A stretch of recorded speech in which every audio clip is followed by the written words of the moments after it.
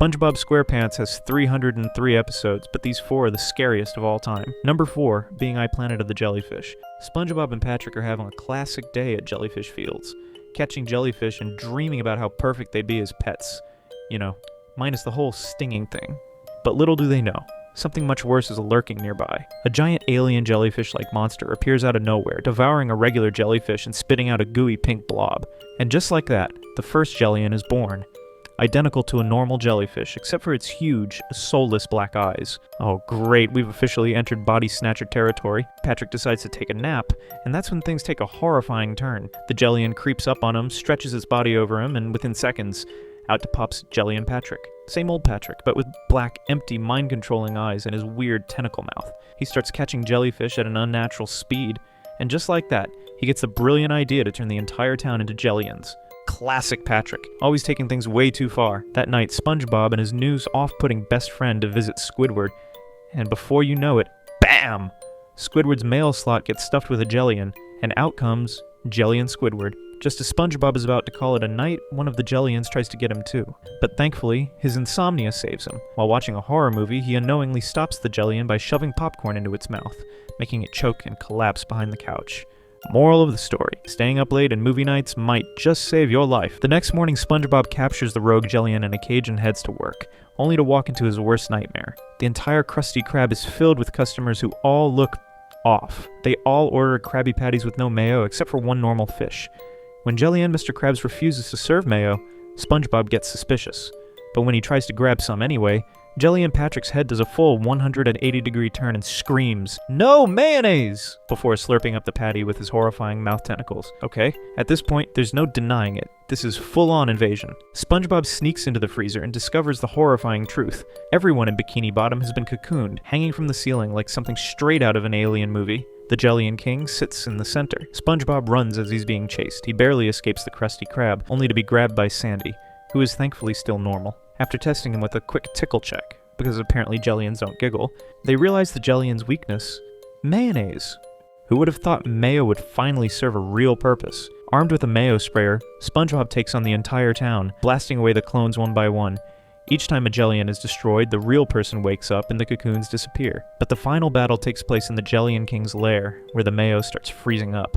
Thinking fast, Sandy cranks up the thermostat, melting the mayo just in time to obliterate the Jellian King in a dramatic, gooey explosion. The aftermath? Bikini Bottom is safe. The Jellians are gone.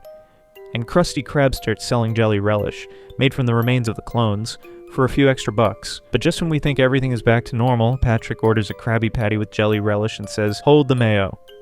SpongeBob and Squidward eye him suspiciously as the episode ends with the ominous words, "This episode isn't just about alien clones.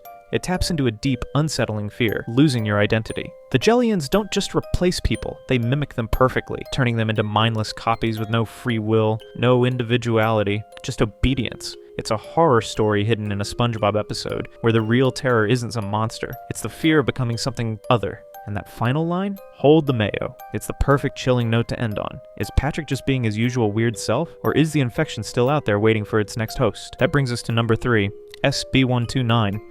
It's Sunday morning and Squidward is all set for a peaceful clarinet session until SpongeBob's alarm clock goes off at full blast, jamming his instrument straight into his throat. As if things couldn't get worse, SpongeBob and Patrick show up, begging him to go jellyfishing. Squidward, of course, wants nothing to do with them, so he pulls the classic sneak out the back move and escapes to the Krusty Krab. He could have just said no, but nope, full-on ninja escape mode. Dramatic much. Thinking he's finally alone, Squidward hides inside the restaurant's freezer. Unfortunately, the door locks behind him. No big deal, right? Someone will find him soon enough, except they don't. Fast forward 2,000 years, and Squidward is now a frozen squid cycle. Eventually, his icy tomb shatters open, and he's greeted by Spongetron, a robotic version of SpongeBob from the far, far future. And guess what? Not only is SpongeBob still around, but now there are 486 other SpongeBobs. So much for escaping him. SpongeBob has literally multiplied. Desperate to return home, Squidward jumps into a high-tech time machine, but instead of going back to his own time, he overshoots and lands in the prehistoric past. At first, it seems like he's finally free, until he comes across Primitive Sponge and Primitive Starfish. They may not be able to talk, but they sure know how to ruin his peace and quiet. They scream and tear at jellyfish, so Squidward does what any annoyed time traveler would do. Accidentally invents jellyfishing. That's right, he literally created the thing he hates most. Finally, he gets a moment to play his clarinet, but the sound is so horrible that the cavemen turn on him, chasing him like an angry mob. Barely escaping back into the time machine, Squidward freaks out, slamming random buttons until he breaks the lever off completely. The machine spirals into the unknown, and when it finally stops, Squidward steps into a place unlike anything he's ever seen. A void. A complete, endless, empty void. No SpongeBob, no Bikini Bottom, no anything. At first, Squidward is thrilled. This is what he always wanted, right? Total isolation. Except, then come the voices. Disembodied whispers start repeating the word alone, over and over, surrounding him, consuming him, no matter which way he runs. He keeps ending up in the same spot. Panic sets in. He's trapped. Forever. This is where the existential horror truly kicks in. In a fit of despair, Squidward stomps the ground, crashing through the void itself, straight back into the time machine. This time, he begs to go home. Bikini Bottom, the Krusty Krab, even SpongeBob. Anything but this eternal nothingness. The machine obliges. He's back. SpongeBob and Patrick greet him, still waiting for him to go jellyfishing. Squidward refuses, but when they remind him that he was the one who invented the game, he realizes he just caused a time paradox. So Squidward learned that escaping SpongeBob is impossible, even across time, which for him is horrible. But what happens when a ghost story starts coming true right before their eyes? Moving on to number 2. Graveyard Shift. It's another long night at the Krusty Krab, and Squidward is counting down the minutes until closing time. But just as they are about to shut the doors, a last-minute customer arrives, ready to take his money elsewhere. Mr. Krabs, always smelling the sweet scent of profit, rips the closed sign in half and proudly declares that the Krusty Krab is now open 24 hours a day. Because who needs sleep when you have money, right? While Squidward is less than thrilled, SpongeBob is ecstatic. He can finally do all the tiny cleaning tasks he never had time for during the day. But when it's time to take out the trash, his excitement fades. The dark, empty street outside suddenly feels terrifying. He bolts outside, screaming the whole way, tosses the trash, and runs back in, pretending it was no big deal. Yeah, sure, SpongeBob. Totally normal way to take out the trash. Sensing SpongeBob's fear, Squidward decides to have a little fun. He spins a horrifying tale about a former Krusty Krab fry cook, the hash-slinging slasher. According to legend, this poor soul accidentally chopped off his hand, replacing it with a rusty spatula.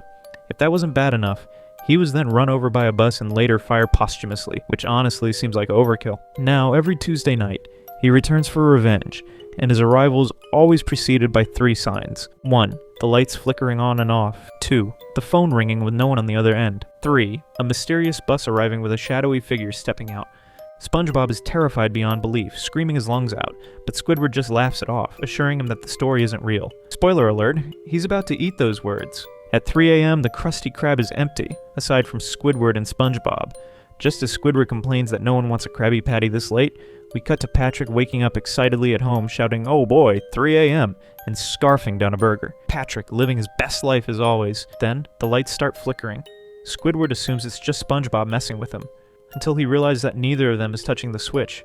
Next, the phone rings, but when Squidward answers, there's only silence. Now things are getting real. Just as Squidward is desperately trying to remember the 3rd sign, the bus pulls up, and out steps a shadowy figure with glowing red eyes, wielding a spatula. Squidward's smugness completely gone. He's screaming now. SpongeBob, trying to make sense of it, suggests that maybe it's just him in a ghost costume across the street, entertaining Squidward. But Squidward quickly debunks that theory, and just like that, the hash-slinging slasher taps on the glass. SpongeBob and Squidward, and completely convinced that they are about to die, cling to each other in terror, saying their final goodbyes as the figure approaches the counter. But when he finally steps into the light, he's just some guy.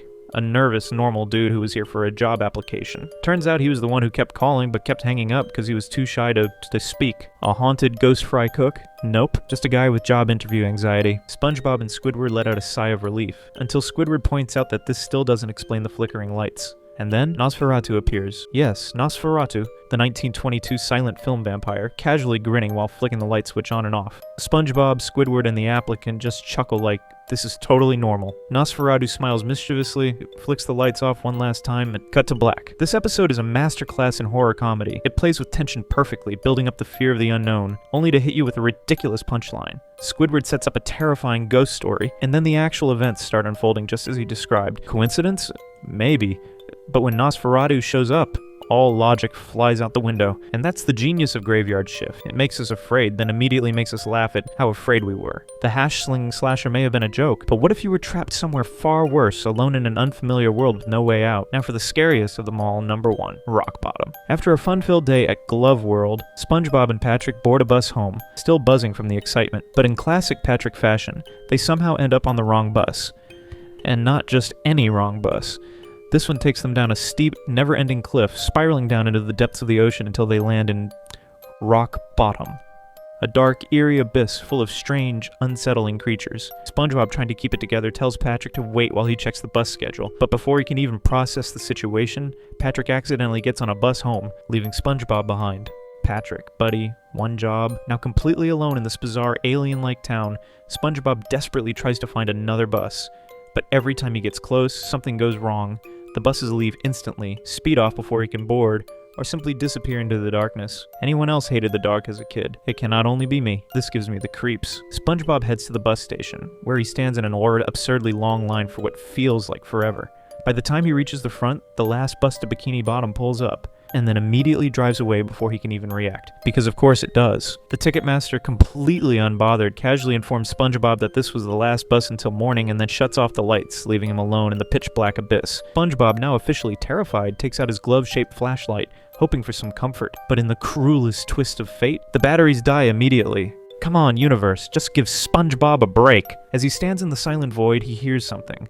A low, eerie, raspberry-like sound echoing in the distance. Panic sets in. He sprints toward the cliff, trying to get away, but the sound keeps getting closer and closer. Out of pure fear, SpongeBob screams into the darkness, warning whatever's out there that he's not afraid to use his fists. Spoiler, he is very afraid. Just as the creature reaches him, a blinding light illuminates the scene, only to realize it's just a friendly anglerfish creature holding out his lost glove balloon. All that terror. Over a balloon, get a grip, SpongeBob. SpongeBob sarcastically thanks the anglerfish, still panicked about how he's going to get home. But without saying much, the anglerfish blows up the balloon. At first, SpongeBob doesn't get it. He rolls his eyes, muttering about how the balloon already has enough air, but then he starts floating higher, higher. The balloon wasn't just a balloon, it was his ticket home. SpongeBob, finally realizing what's happening, waves down at the anglerfish, who simply smiles and says, "You're welcome." A true legend. Drifting through the ocean, SpongeBob finally lands right in front of his house before the balloon pops on impact. Just when he thinks it's all over, Patrick suddenly arrives back in rock bottom, thinking SpongeBob is still trapped. Classic Patrick, always one step behind reality. Rock bottom is more than just a creepy episode. It's a nightmare scenario. The fear of being trapped, the strange inhabitants, and the unnerving silence make this episode feel less like SpongeBob and more like a horror short film. But the scariest part, nothing in Rock Bottom is actually evil. There are no monsters, no villains, just an unsettling, incomprehensible world that simply doesn't work the way SpongeBob expects it to. And in the end, his salvation comes from the very thing he feared, a mysterious, bizarre creature with nothing but good intentions. So maybe the real horror isn't the unknown. It's how quickly we assume the unknown is something to be afraid of. And that's it, guys. Be sure to subscribe if you want more cartoon videos and check out these other videos on my channel.